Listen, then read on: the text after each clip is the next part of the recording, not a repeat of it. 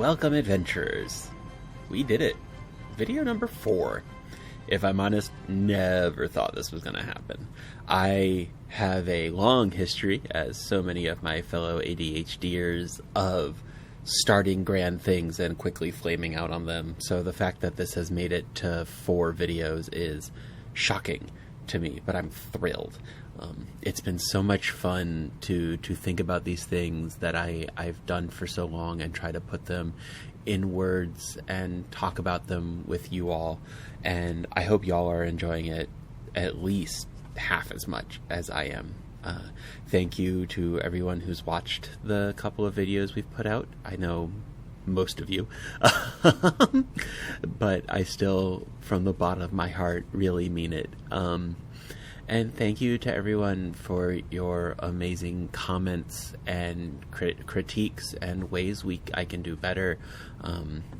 Learning how to do video editing is a big part of this, and so the continued trying to do it better and better, and the advice and help I'm getting from you all is really incredible, and I'm thrilled to keep learning and keep talking. So yeah. This week, we're going to talk about 5 things that I do to help my world feel rich and lived in and alive outside of directly the adventures that the player characters engage in. Writing adventures is its own unique thing, and something, if you want to hear me talk about, I could talk about for gods know how long, and something I truly love to do. But this is more about sort of the big, and in at least one case small, things that I like to incorporate that help a campaign world feel alive and dynamic. So yeah, we got 5 on the list. If any of these are things that you would be interested in seeing a longer video on, all of them certainly could be, and I'd be happy to do. Let me know in the comments or hit us up on our Discord, and let's get into it. So, number 1, weather. I really like weather for a bunch of reasons.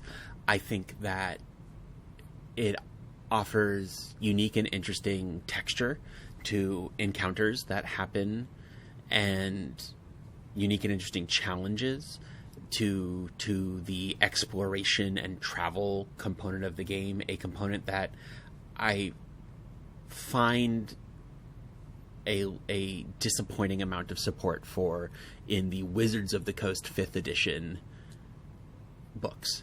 I think there are lots of great third-party books that really flesh out mechanics for that. I have my own systems that, if you want me to share, I'd be happy to. But weather for me is a really good way to help show a world that has things happening that are outside of the player's control. And if we really think about our own history and our own world, there's a reason that nearly every culture not only had gods of weather, but had gods who could shape the weather as prominent and major figures.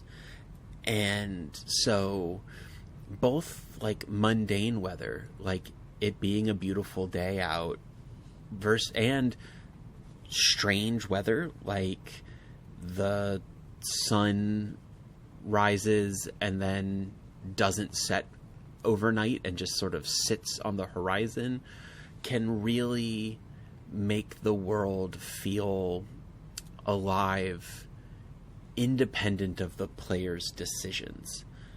Now, that doesn't mean that weather can't be used to generate adventures, and in fact, one of my favorite things is when I use the system that I have for weather, which is using a hex map, sometimes called a hex flower map. It should pop up right here if I got the editing to do what it's supposed to.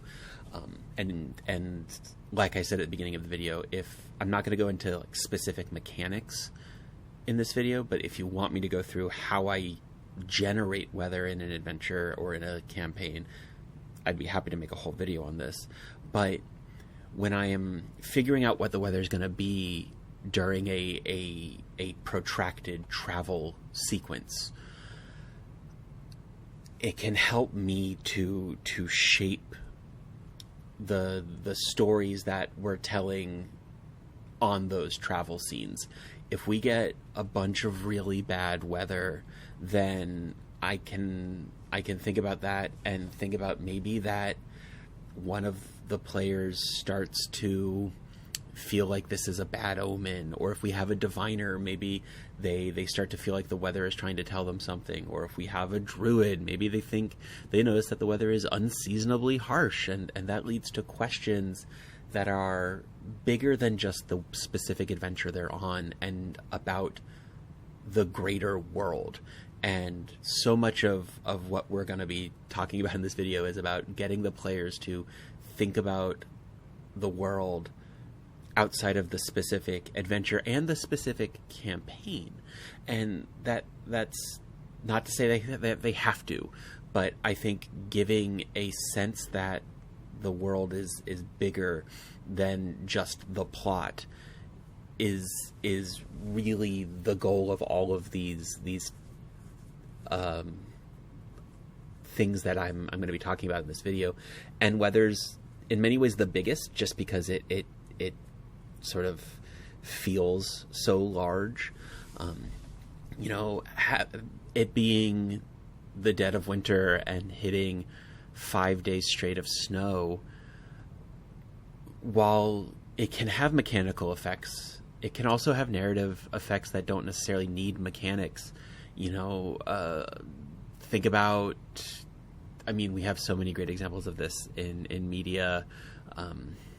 I hesitate to reference Lord of the Rings because I talk about that later when I talk about downtime. But if we think about the crossing of the mountains in the freezing snow that leads them, now admittedly there was a wizard involved, but like ultimately leads them to going to Moria, that's weather shaping the adventure, which is one way to use it. But also just having the weather be a factor at all that changes in a way that feels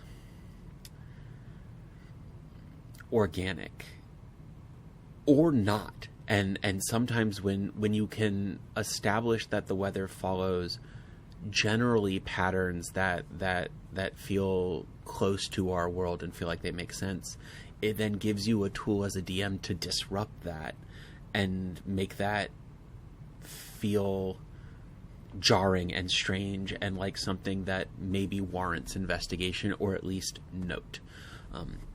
So that's one way that I really like to use weather. The other way that I like to use it is as context for random encounters, which is also one of the things that I really like that makes the world feel big and alive.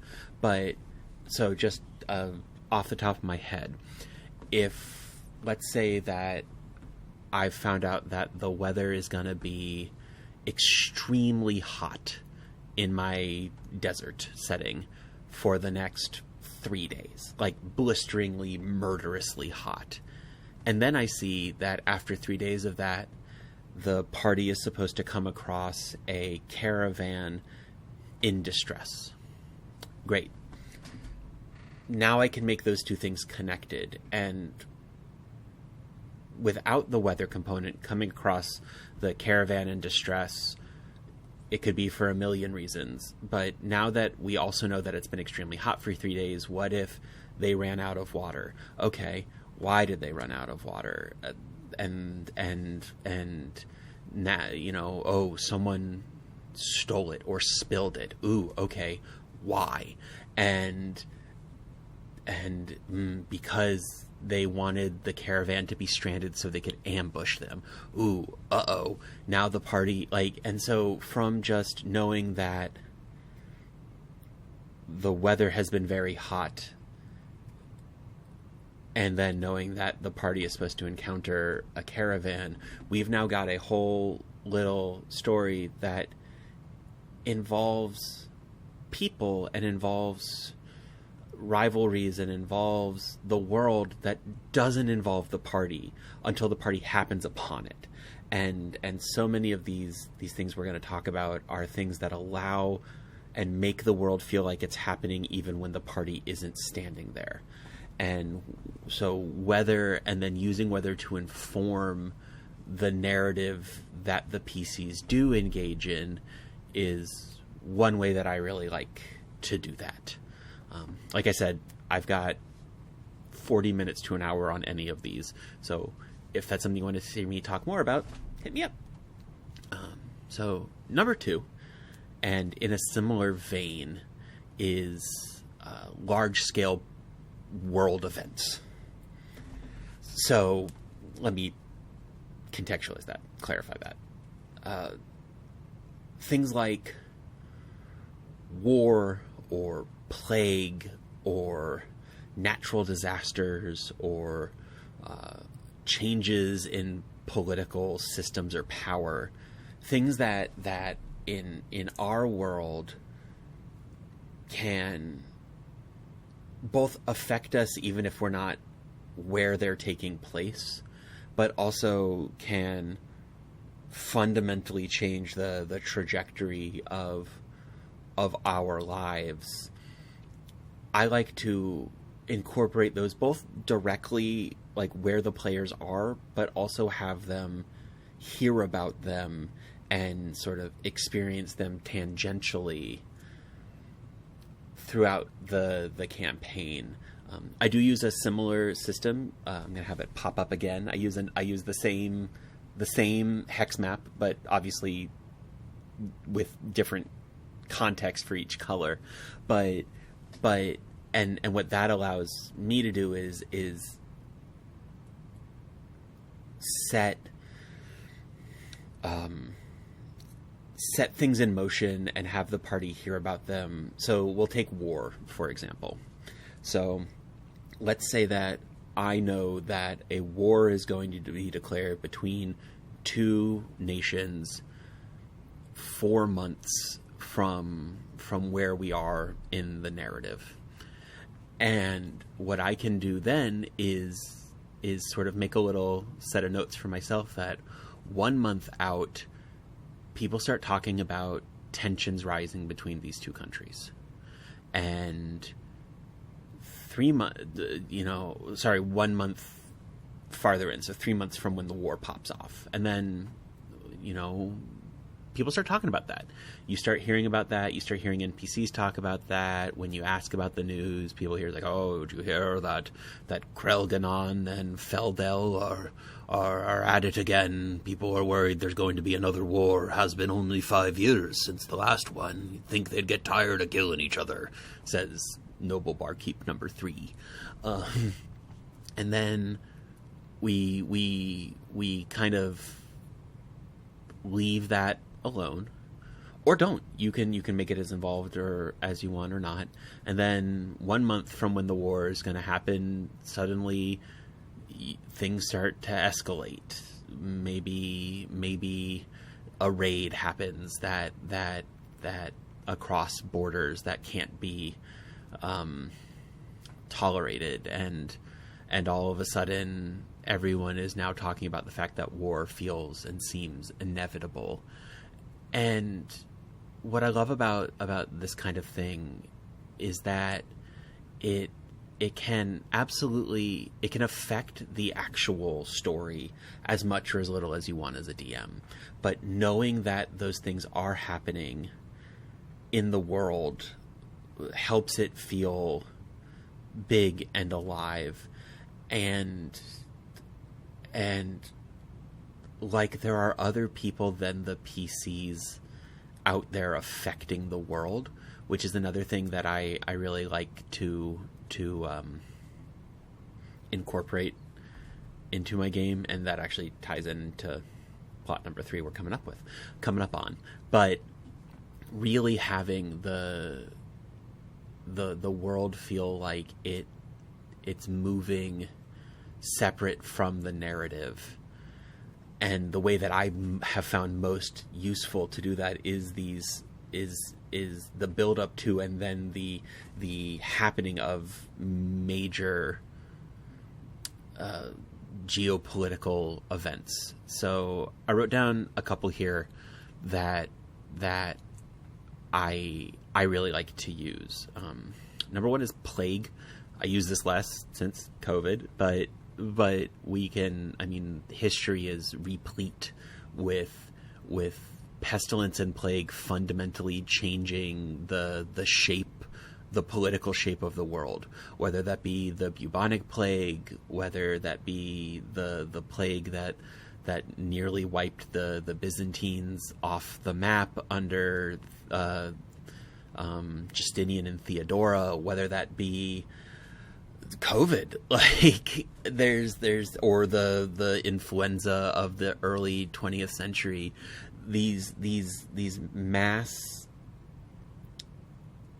sickness events can really shape the world and also give the players something to think about other than their adventure. What if the sickness started somewhere strange and there's questions as to whether it's manufactured or not? I mean, in a game like Dungeons and Dragons, where the gods objectively exist and there are gods of pestilence and plague, presumably if a plague pops off, that means something happened, like on the divine level, which maybe if you've got a cleric of, say, life and healing, they might want to look into that and see why the power imbalance has shifted, or what happened. So that's an example of using a large world event to then imply a potential adventure, which I also like doing. But you can also just have these things happening in the background. So plague is one. We already touched on war.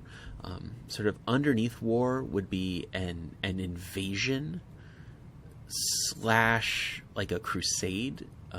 In my last campaign, a crusade had been declared, and a city that the party was frequenting had been taken over by a crusading army, and the party pretty quickly sided with the local population and started resisting the crusaders actively.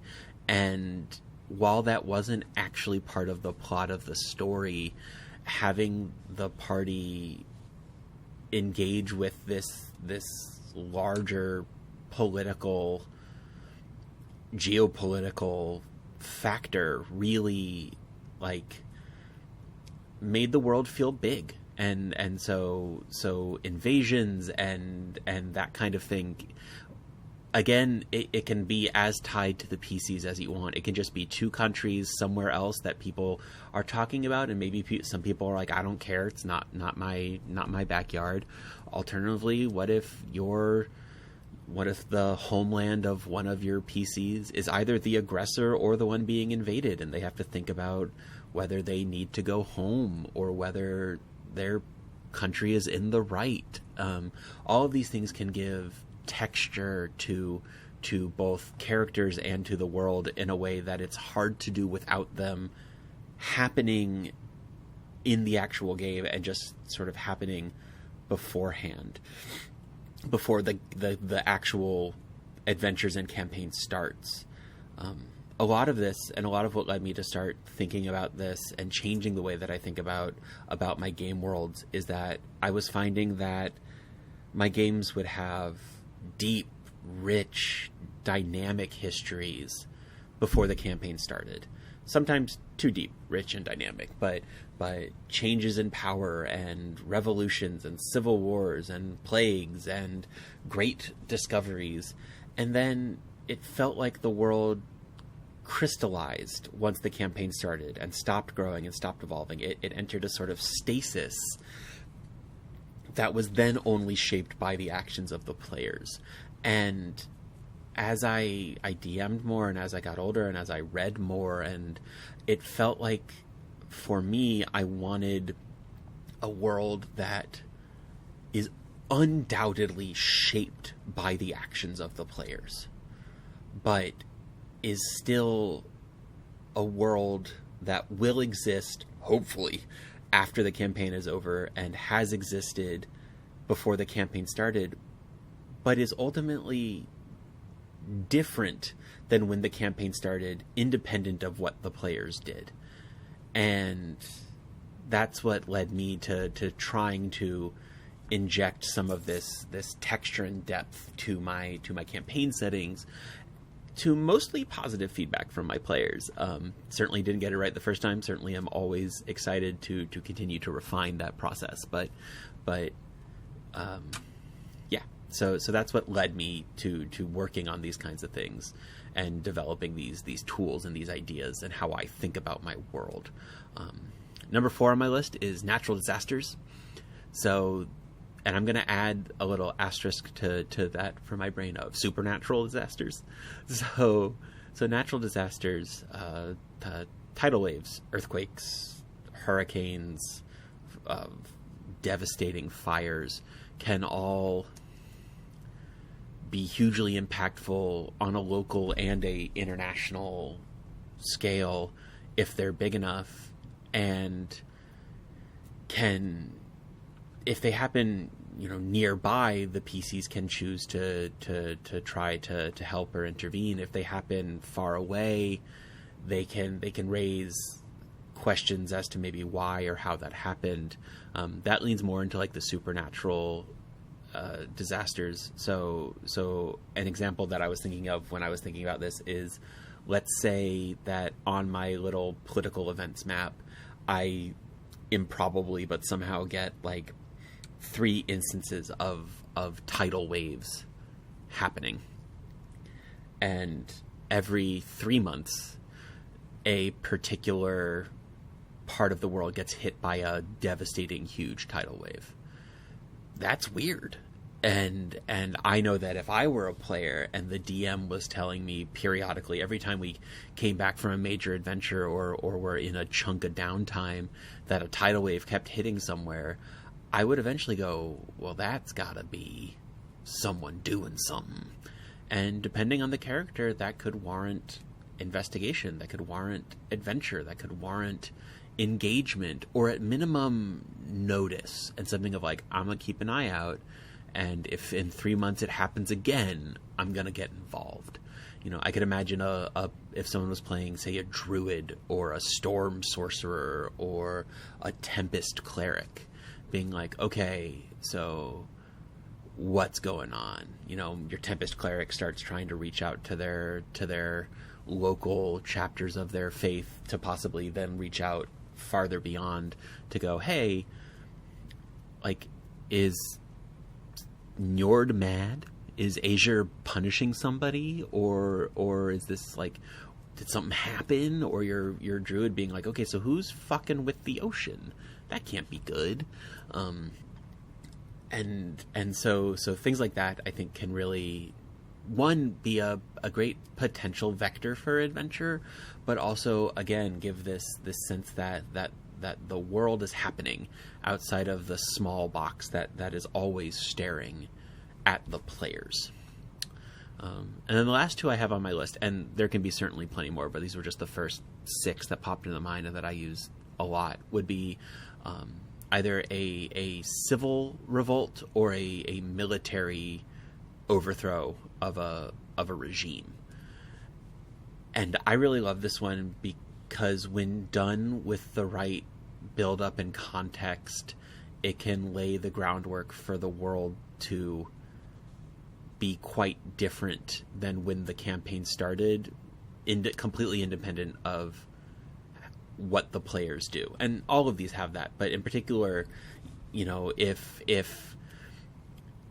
and we see this in our own history, but if in the heartland of a bunch of monarchies, suddenly the peasants successfully rise up and overthrow the king and install a meritocracy republic, that's gonna be a big deal if you want it to be. and shape the world to some degree afterward. And so hearing about that, having the characters either hear about it, talk about it, engage with NPCs or with each other about it, can be really interesting. And again, you can integrate your player characters' stories as much or as little into these events as you want. So in this example, if, say, one of our player characters is a noble and the other is it's not urchin anymore, wayfarer, is a wayfarer who never got anything from the greater systems and sees the monarchy and nobles as a fundamentally oppressive class, and then you drop in that the people have risen up in this land and are now ruling themselves, that could be an interesting vector for tension and conversation and drama inside the party as ideals are pushed and questioned. And if you go a step farther and say it happened in maybe the land the noble comes from, now they got to worry about their family. Is their family safe? Is their family now actively being hunted or in exile? Did they just lose their ancestral home that they were planning on returning to when they were done adventuring? While that might not affect whether and how you go kill Galsgal the Dark, it will affect the world your characters will return to when they're done with the campaign. And so I think it's a way to make the world feel, these are ways to make the world feel big and dynamic, separate from the rest of, separate from the actual campaign that you're running. Number 3. So this one's a little weird, and this one isn't one that every DM can do, but it is one of my favorites. So I want to talk about it because this is my channel and I can do that. I am very lucky in a lot of aspects, but as a dungeon master, I am very fortunate to have a core of players that I've had the privilege to DM for years and years and over multiple campaigns. And what that has allowed me to do, and something that I really enjoy, is having things that the players do in one campaign have long-term effects or create changes in the next campaign. So having organizations or NPCs, organizations that the party founds or NPCs that the party interacts with, be changed by those interactions, or have the world changed by the founding of those organizations, and then seeing the effect of that in the next campaign. So I will give you 2 examples for this. Example number 1 is I ran a campaign set in a post-apocalyptic wasteland, think Dark Sun meets Mad Max, and one of my players was playing a character inspired by sort of Arthurian chivalry. And so he comes to this land and sees it as a land where might makes right, and the weak are predated on by the strong. And he decides that not only is he going to actively fight that himself, but he is going to attempt to inspire others. And so he founds a order of chivalric knights called the Knights of the Broken Land. And they are wandering do-gooders. And then he ends up leaving because the campaign took us away from that land. And the next campaign, which was chronologically years later, when a different party came to that land, one of my players decided to play one of those knights. He played a character who had been inspired by the tales of Ewain, the great warrior, and decided to join the Knights of the Broken Land. And so, for one, that's really cool. And the player came to me with that on his own.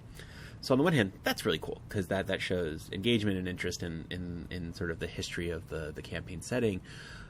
But also watching the initial player who founded that order see that it had continued after the campaign ended, and that another character was now involved in it, was really gratifying and wonderful, and really gave this both the sense of agency and impact to the player, but also this sense that the things that you do in the campaign world will continue to have effect after we, the actual people, have stopped necessarily engaging with it game to game.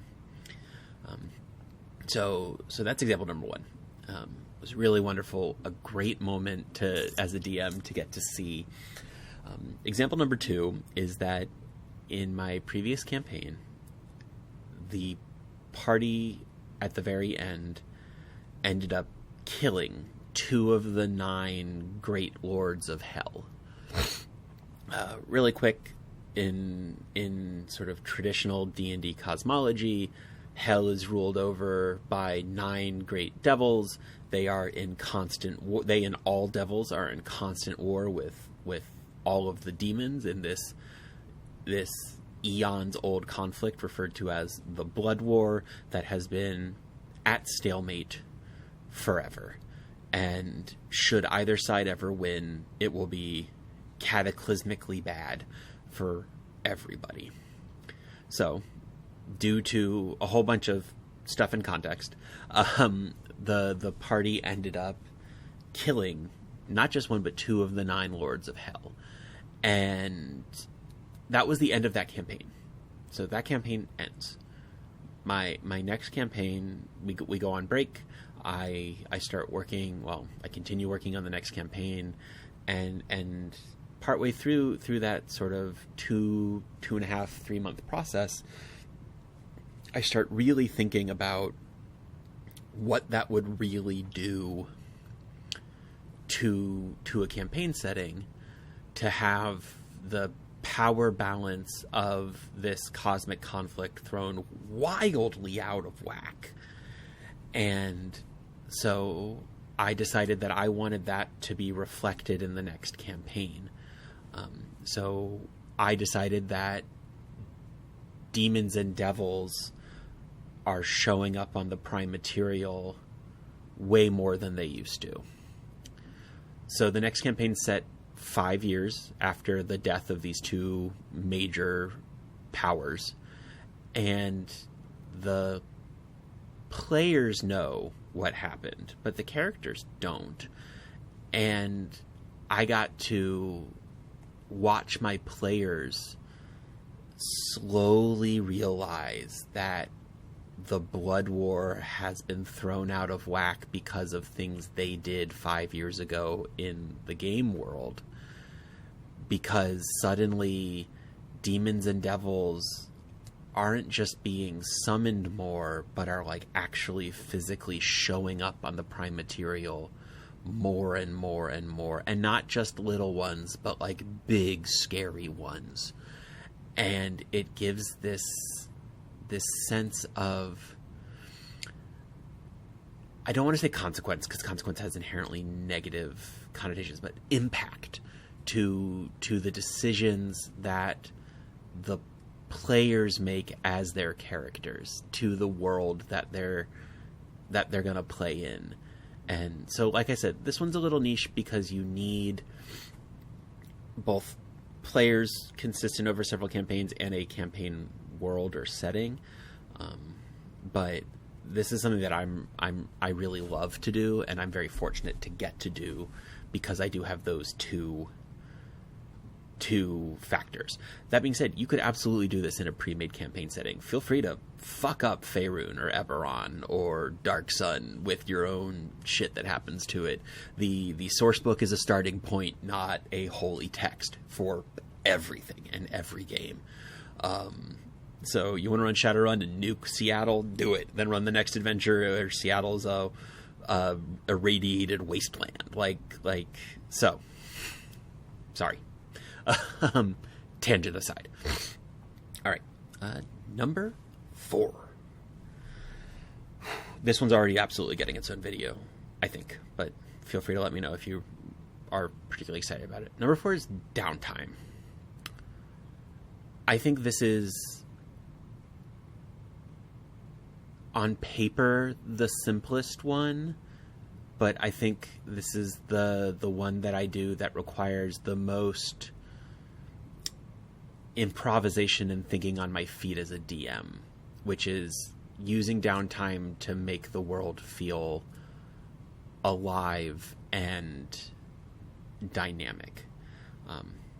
So, downtime's great.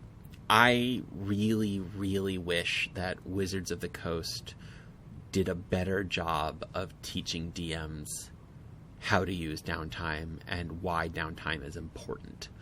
I really do.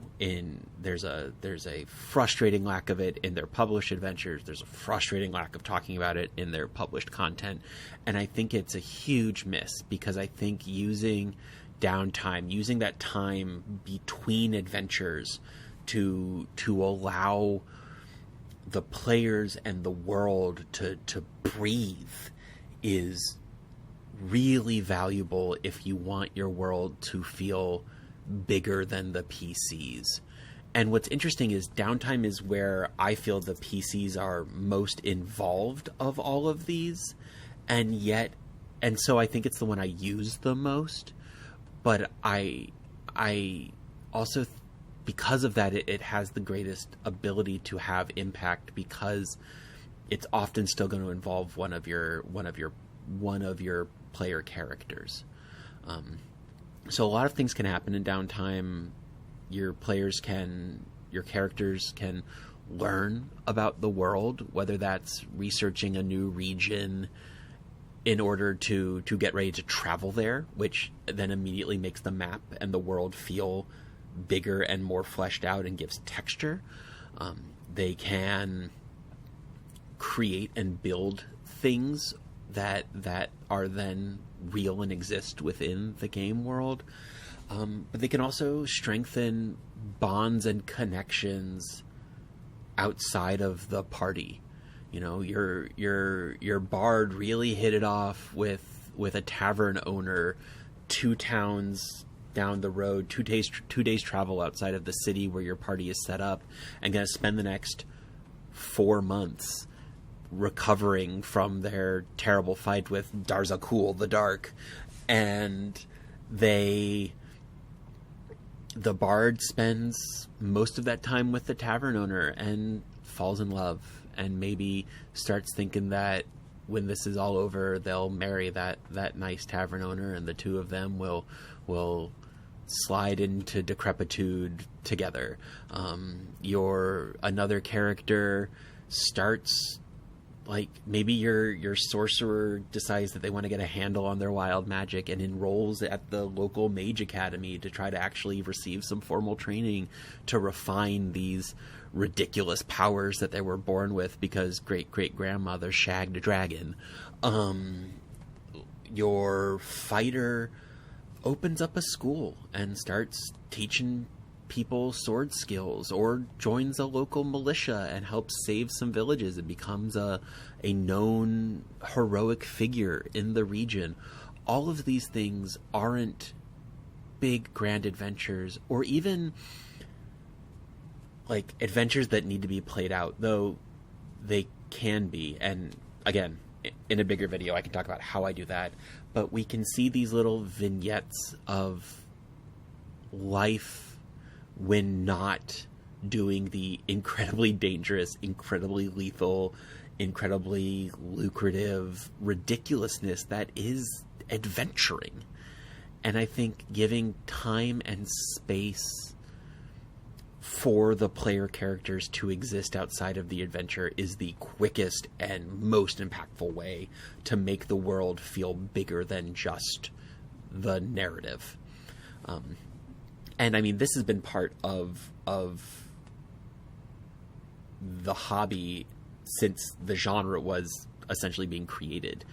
Just when I was thinking about this, I looked back and remembered that when the hobbits, for example, in the Fellowship of the Ring, when the hobbits get to Rivendell, they spend 2 months before they leave.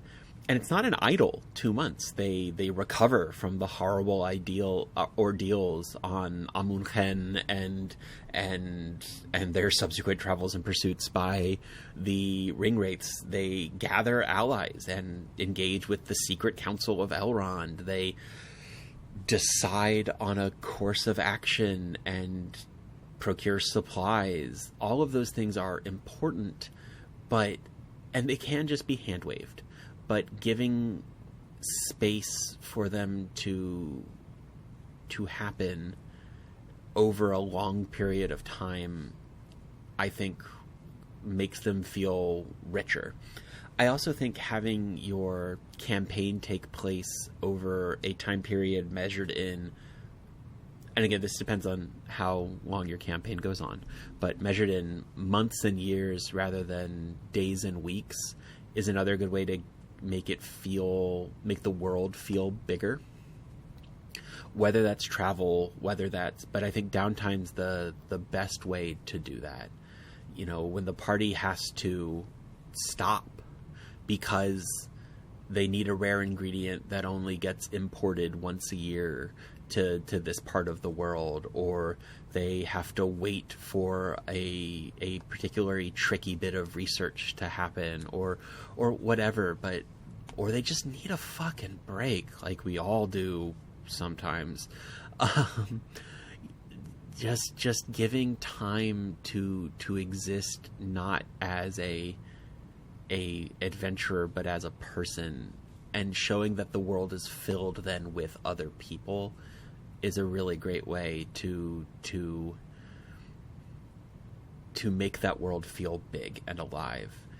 And again, looking at Lord of the Rings, when the party leaves Moria and gets to Lothlorien, they spend a full month there. And I think this is a really great example of giving also time for, if you want, your characters to process what's happening. I feel like in so many of the adventures that are published, like there's this because they often have this feeling of the world's about to end, go from jump. There's no time to sort of explore how what's happening to your player characters is affecting them, and allow that to have weight and depth to it. And I think downtime is a really great way to do that. Using our Lord of the Rings example, that month in Lothlorien is spent figuring out if they think they can continue and succeed without Gandalf, and mourning the loss of their friend that many of the characters, many of the people in the Fellowship have known about or known directly most of their lives. Aragorn and Frodo are mourning the loss of a friend, mentor, and grandfatherly figure, and so there's this real sense of that's not something that happens overnight if you don't want it to. And giving time and space for your characters to feel their feelings is another way that I think you can make the world feel big. And my last note on downtime would be, another thing that you can do is, if you're, say you've you know, this is to be done at a table with players that trust you and that you've built trust with, and to be done sparingly. But let's say you tell the players that they've got 6 months of downtime, and they tell you their plans, and then you zoom in at 3 months and something happens that makes them have to alter their plans, scramble to change things or finish things in a hurry. So to use our ongoing antagonist, whose name I think I've said differently every 3 times, but Darzagul the Dark. Let's say they kill Darzagul the Dark, or so they think, and then you as the DM say, well, you've got 6 months to rest and recover through the autumn and the winter before the next adventure hook. And then in the heart of winter, you start hearing rumors that a dark creature is once again prowling the ancient fetid swamp of Bagatin, and the party starts going, uh-oh. And then suddenly you hear that Darzagul is back, and that all that stuff that had planned for those last 2 months out the window, as you've got to scramble to get provisions together in the dead of winter to go stop this monster that you thought you had already killed once before. So that last one, use with caution, and only I would recommend using at a table that you've built up the trust and energy with. Number 5, we're going to end on kind of a fun one. Not that these aren't all fun. I love all of these, but last one's one of my favorites to just sit around and do with my friends, which is slangs and idioms. Slangs isn't plural. Silly Lex. Slang and idioms. So this is one that I just really love because I'm a big language nerd. But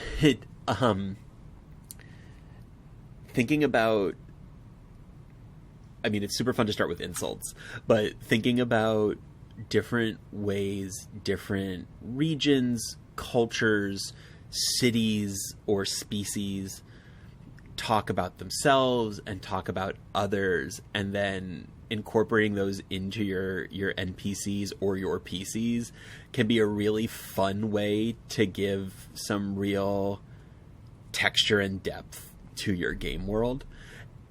And I love this one. This one's so much fun. I think language and the importance of languages in fantasy games gets kind of overlooked or hand-waved. I mean, in the 2024 rules, they have you roll randomly for your bonus languages, which I personally really dislike. I really loved the 3.5 and 3.0 system, where bonus languages were based off of your intelligence modifier, even if you did sometimes end up with wizards that spoke 9 languages, but dope. I think Ibn Fatura spoke something like 7, so perfectly possible in our world. And that's without the benefits of being a actual super genius due to magical augmentation. So language and making language feel dynamic and regional is a really cool way to give, a really fun way to give texture and depth to your game world.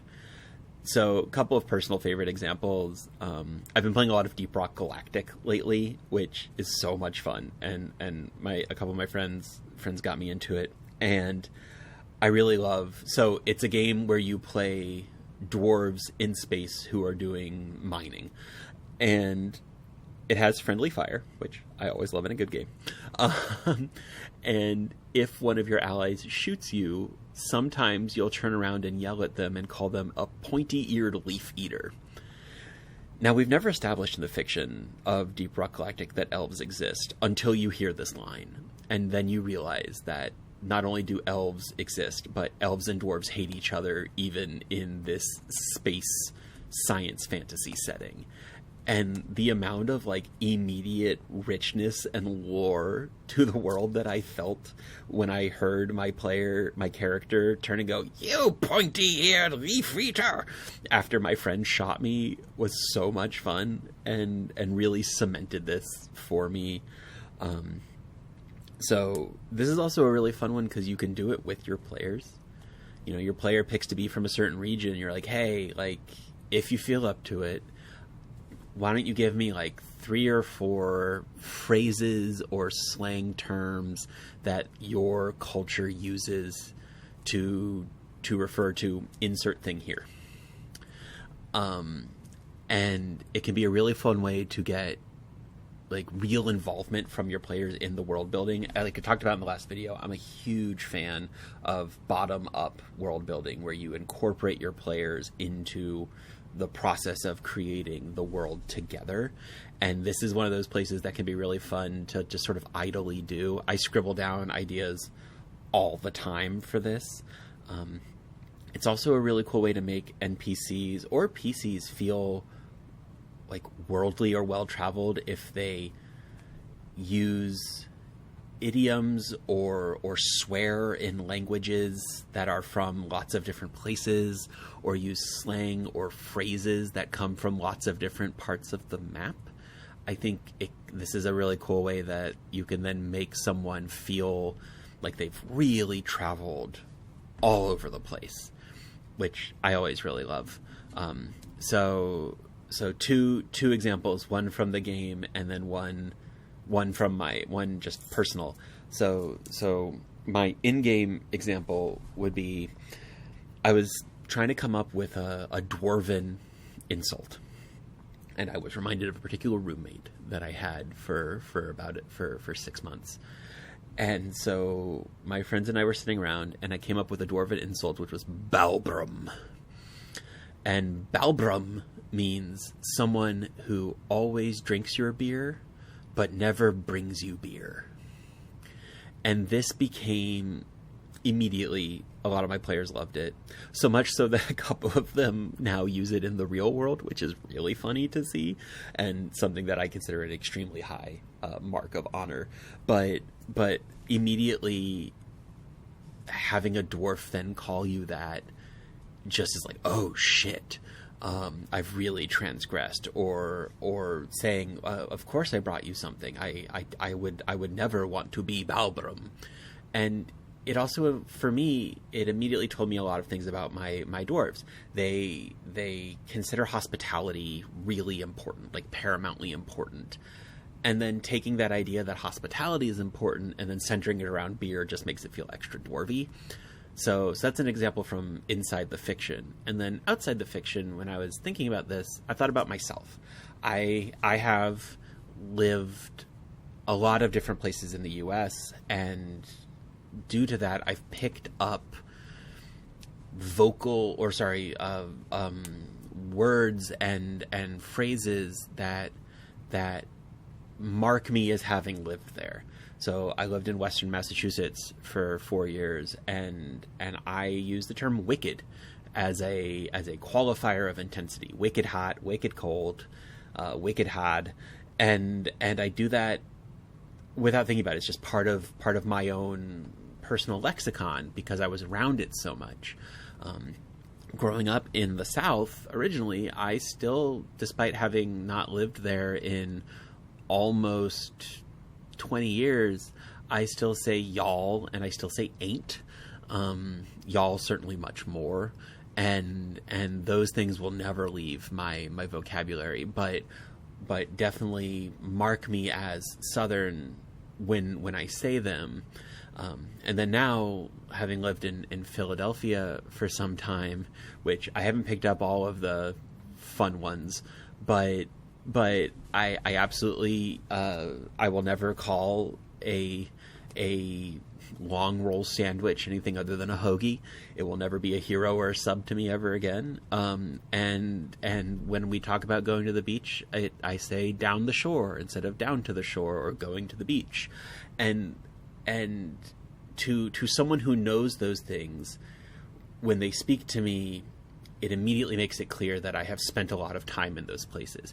I can go anywhere and meet someone and, be like, oh yeah, I spent the last couple of years living in PA. Never made it down the shore though. They're gonna be like, oh yeah, okay, cool. Like you lived in Eastern Pennsylvania, and so I think that's a really relatively low work way that you can add a lot of texture to a world.